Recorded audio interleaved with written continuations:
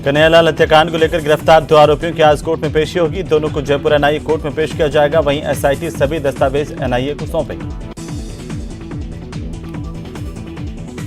उदयपुर हत्याकांड में तनाव के बीच लोगों को राहत मिली है। उदयपुर में कर्फ्यू में छूट देने का फैसला किया गया। दोपहर को 12 बजे से लेकर के शाम के 4 बजे तक छूट दी जाएगी।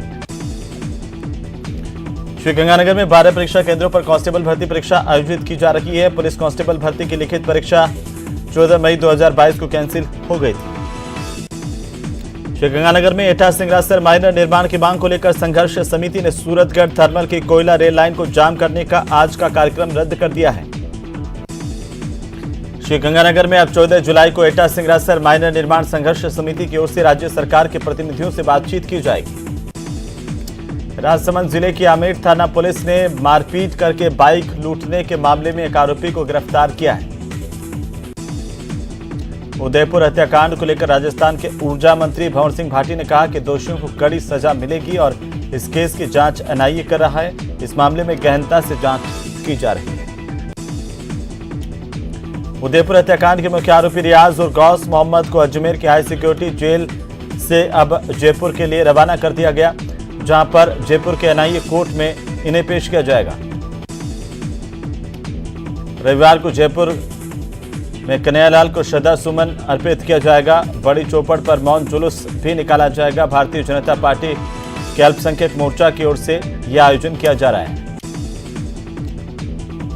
वहीं कोटा में मुस्लिम राष्ट्रीय मंच की ओर से बड़ा बयान सामने आया। उदयपुर में नुपुर शर्मा के समर्थन में सोशल मीडिया पर पोस्ट डालने वाले कन्हैयालाल की निर्ममता से हत्या पर रोष प्रकट करते हुए मुस्लिम राष्ट्रीय मंच के संभागीय संयोजक इरशाद अली ने कहा कि इस्लाम के नाम पर निर्दोषों का बेरहमी से गला काटने वाले मुसलमान नहीं हो सकते।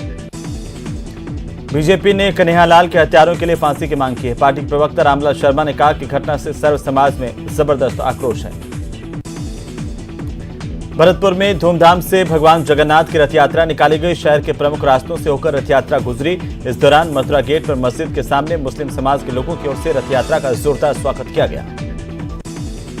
कोटा में 8 साल की बच्ची का अपहरण करने की वारदात को अंजाम देने के मामले को लेकर कोर्ट ने अपना फैसला सुना दिया। दोषी को 7 साल के कठोर कारावास की सजा सुनाई गई और साथ ही इस दोषी पर 10,000 रुपए का जुर्माना भी लगाया गया। हनुमानगढ़ जिले के भादरा में दिन दहाड़े एक युवक एसबीआई बैंक से 2 लाख रुपयों से भरा हुआ बैग लेकर के फरार हो गया।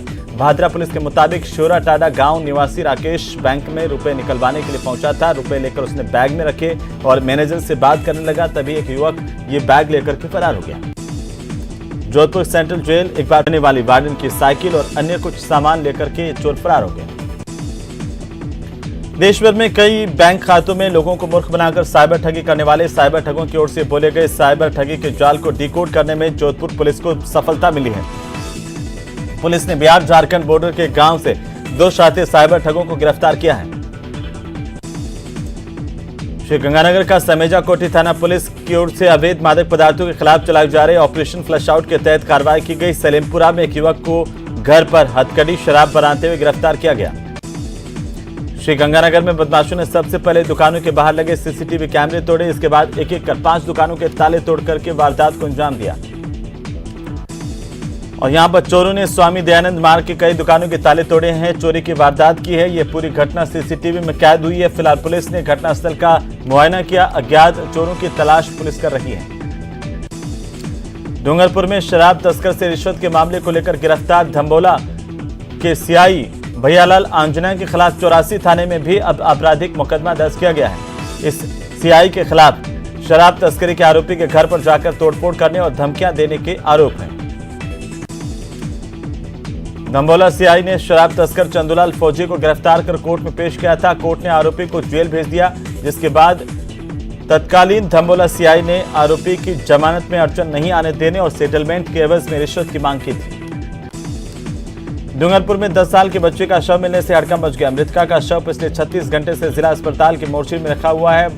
वहीं गांव में हालात तनावपूर्ण बने हुए हैं। दरअसल 29 जून की रात को इस बच्ची का नग्न हालत में शव मिला था। बच्ची एक दिन पहले लापता हुई थी और इसके शरीर और प्राइवेट पार्ट पर चोट के निशान है।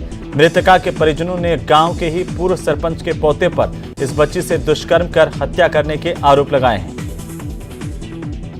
तो सिरोही के गोयली गांव में पहली बार निर्ममता से खूनी संघर्ष सामने आया। सौतेले बेटे ने पारिवारिक विवाद के चलते अपनी सौतेली मां पर तलवार से हमला कर गंभीर घायल कर दिया। गंभीर हालत में इसे अस्पताल में दाखिल करवाया गया है। गांव में भी लोगों में इस घटना के बाद आक्रोश है।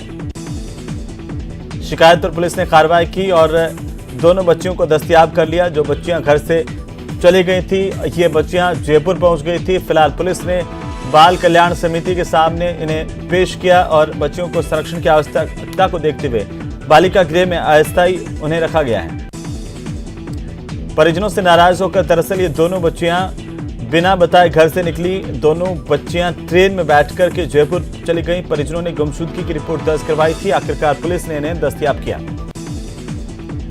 राजसमंद में अवैध मादक पदार्थ गांजे का अवैध परिवहन के मामले को लेकर पिछले 6 महीने से फरार वांछित को कांकरोली थाना पुलिस की ओर से गिरफ्तार कर लिया गया। भरतपुर में आग का तांडव देखने को मिला। फर्नीचर के गोदाम में भीषण आग लगने से गोदाम जलकर खाक हो गया।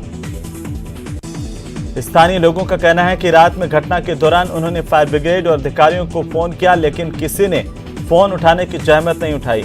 आखिरकार ग्रामीणों ने मिलकर के इस गोदाम में कड़ी मशक्कत के बाद आग को बुझाया। दुधेश्वर महादेव मठ के महंत पारस भारती का जालोर में मठ लौटते समय अपहरण हो गया।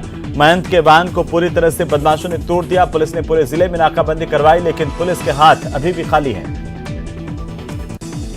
राजसमंद के राजनगर थाना पुलिस ने युवक पर जानलेवा हमला करने के आरोप में 4 युवकों को गिरफ्तार किया। आरोपियों ने 26 जून की रात को युवक पर जानलेवा हमला किया था।